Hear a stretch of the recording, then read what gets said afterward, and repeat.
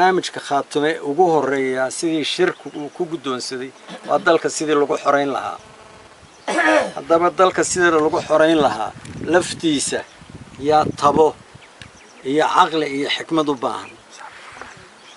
si allaale siday dhulka aanu dalka ku xoreysan karnaba waa ku xoreysanaynaa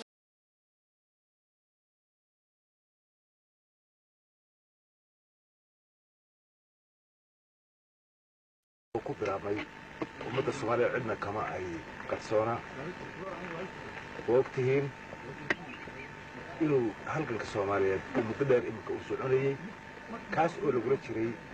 nidaamka maanta ka dhisan dalka Soomaaliyeed oo muujiyay naxariis darro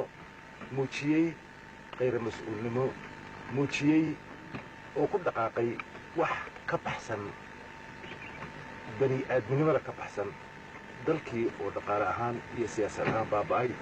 ummadii xorriyadeedii siyaasadeed iyo xorriyadeedii bani aadminimo iyo tii dhaqaale iyo tii dadnimo mid walba heerka ay gaadhay laga wada dheregsan yahay